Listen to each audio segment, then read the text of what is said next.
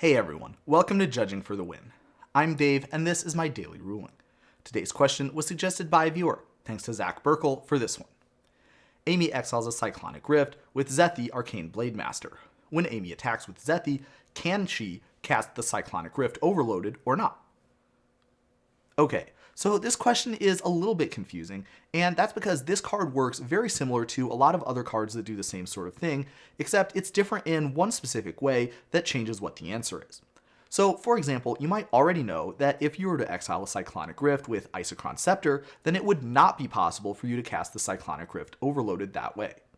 The reason for that is because overload is an alternative cost. You can see that the game gives you an option between paying the normal mana cost, or alternatively, you could pay the overload cost. And because you have that option there, it's considered an alternative cost. Now, the important thing to know about this situation is that without paying its mana cost is also considered by the game to be an alternative cost. And that's significant because when you're casting a spell, you can only apply one alternative cost to that spell.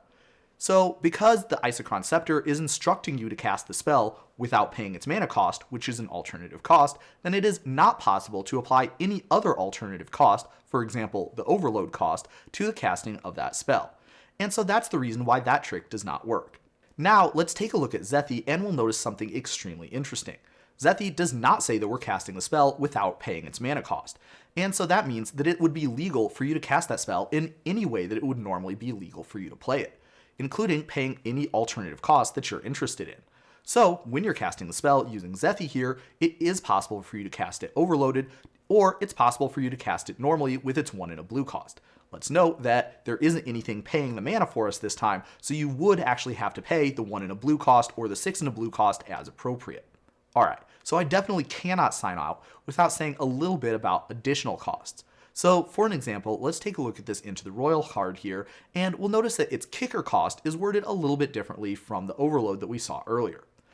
Let's note that it isn't giving us the opportunity to pay the kicker cost instead of the mana cost, rather we're paying it in addition to the mana cost. This would mean that kicker is termed an additional cost, not an alternative cost. That's important because there's no rule that says you can only pay one additional cost when you're casting a spell. Indeed, you can pay as many additional costs as you need to.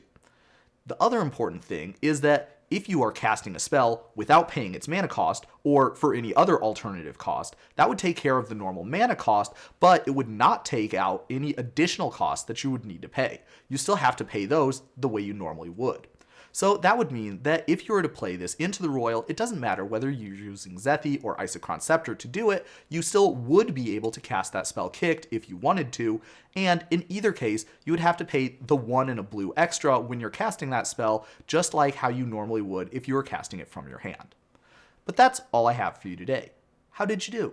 Join me again next time for another daily ruling, but until then, I hope you have a great day.